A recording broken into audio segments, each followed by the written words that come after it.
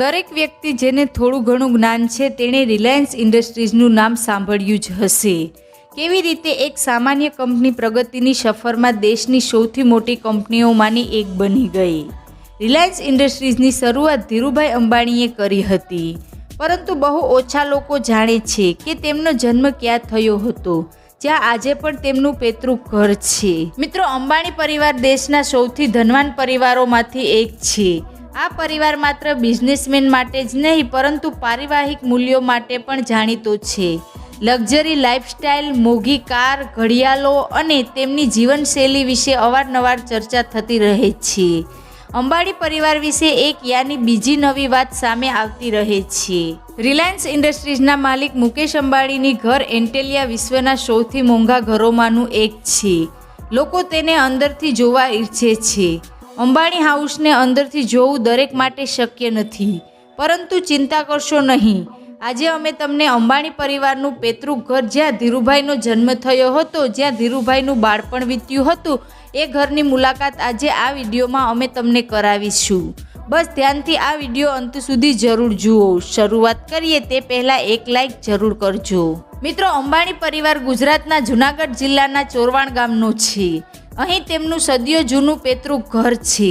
વર્ષ 2002માં તેને અંબાણી પરિવાર દ્વારા ભાડે લેવામાં આવ્યું હતું.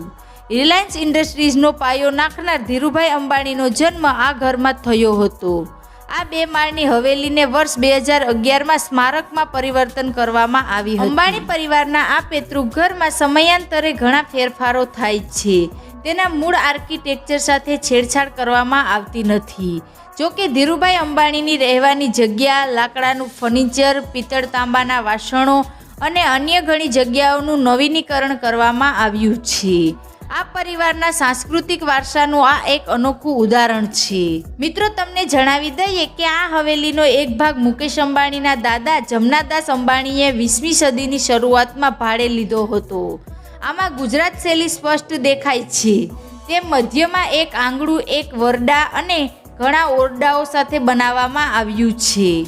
અંબાણી પરિવારની આ પૈતૃક સંપત્તિ 1.2 એકરમાં ફેલાયેલી છે. 3 ભાગમાં વહેંચાયેલા આ ઘરની ચારે બાજુ હરિયાળી છે.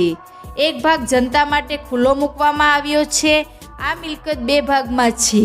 પહેલો ભાગ ખાનગી છે અને બીજો જાહેર જનતા માટે છે. ધીરુભાઈ અંબાણી યમનથી પરત આવ્યા બાદ આ ઘરમાં મોટા થયા હતા. મુંબઈમાં સ્થાયી થઈને સફળ બિઝનેસમેન બન્યા બાદ પણ તેઓ અહીં આવતા રહેતા હતા. તેમના પત્ની કોકિલાબેન અવારનવાર અહીં આવે છે.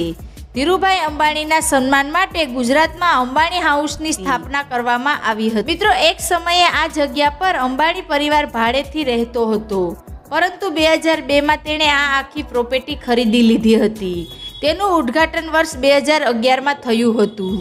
મુકેશ અંબાણી માટે આ ઘર ખૂબ જ ખાસ છે, કારણ કે આ ઘર સાથે તેની યાદો જોડાયેલી છે. તે ઉનાળામાં પોતાના દાદા દાદી અને પરિવાર સાથે સમય પસાર કરવા આવતા હતા. અંબાણી પરિવારનું આ પૈતૃક ઘર સોમવાર સિવાય દરરોજ 9:30થી સાંજે 5 વાગ્યા સુધી ખુલે છે. એન્ટ્રી ફી પેટે ₹2 ભરવાના રહેશે.